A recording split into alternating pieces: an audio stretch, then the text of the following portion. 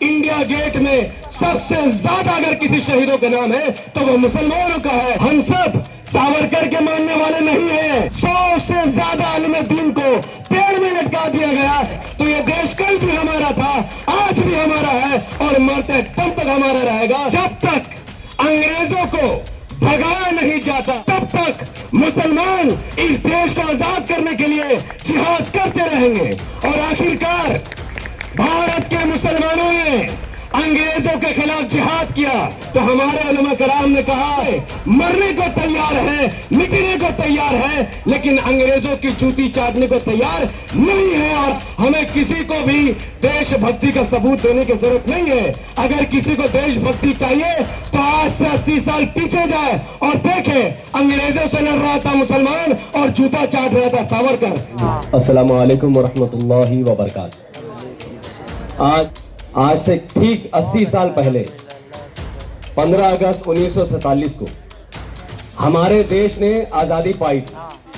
आज के बच्चे शायद ये ना समझ पाए कि आजादी क्या चीज होती है। तो हमें इस बात का तज़किरा करना पड़ेगा कि जब हमारा देश गुलाम था, हिंदू मुसलमान सिख ईसाई पर जब अंग्रेजी हुकूमत राज करते थे तो उनका सलूक हमारे पर कैसा था। वो जो हुकूक उन गोरे अंग्रेजों के पास था, वो हुकूक हम भारतीय नागरिकों के पास नहीं था। वो हमें कुत्तों के बराबर समझते थे। वो हमारे बाप दादाओं से अपना टॉयलेट साफ करवाते थे, अपनी पैर की जूती समझते थे।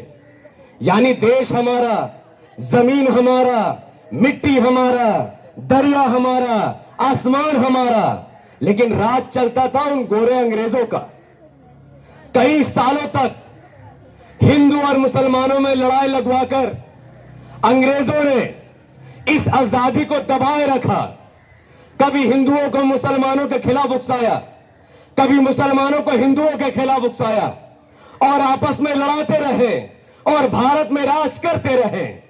लेकिन इसकी भनक कुछ लोगों को समझ में आ चुकी थी।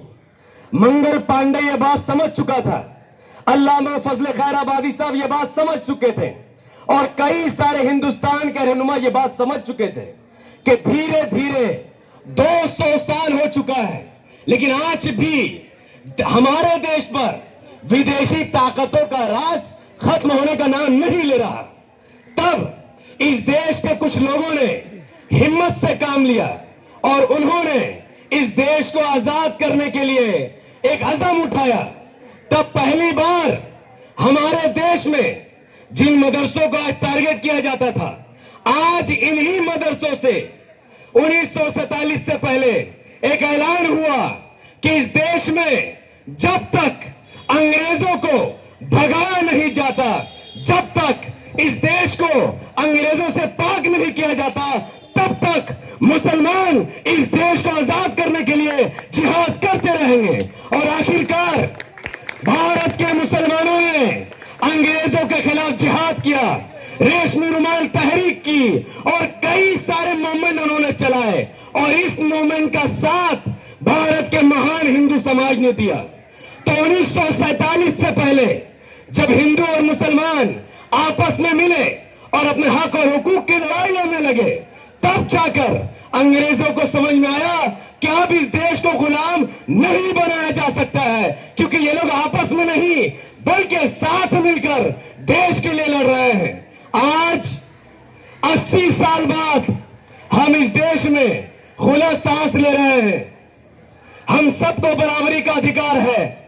गोरा हो, काला हो, अमीर हो, गरीब हो, सब एक बराबर है, क्योंकि ये आजादी की वजह से।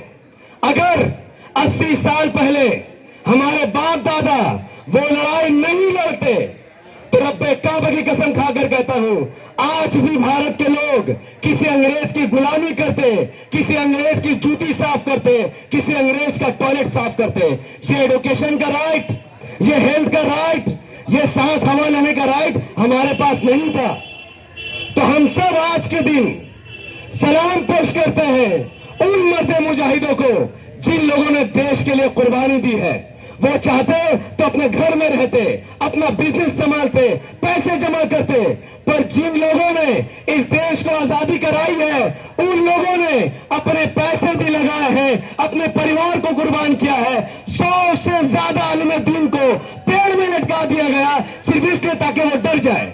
लेकिन अल्हम्दुलिल्लाह हम सब सावरकर के मानने वाले नहीं हैं जिन्होंने अंग्रेजों के तलवे चाटे और उनसे माफी मांग ली, बल्कि हम सब उन उलमा कराम के वंशज हैं जिन्होंने अंग्रेजों के खिलाफ जिहाद का ऐलान किया और आखिरकार जब उनको अरेस्ट किया गया, काला पानी की सजा दी गई, तो हमारे उलमा कराम ने कहा कि हम सब इस काला पानी की सजा में मरने को तैयार है, मिटने को तैयार है, लेकिन अंग्रेजों की जूती चाटने को तैयार नहीं है। और आज अल्हम्दुलिल्लाह इंडिया गेट में सबसे ज्यादा अगर किसी शहीदों का नाम है तो वो मुसलमानों का है। तो ये देश कल भी हमारा था, आज भी हमारा है और मरते दम तक हमारा रहेगा। हमें किसी को भी देशभक्ति का सबूत देने की जरूरत नहीं है। अगर किसी को देशभक्ति चाहिए तो आज से 80 साल पीछे जाए और देखे अंग्रेजों से लड़ रहा था मुसलमान और जूता चाट रहा था सावरकर।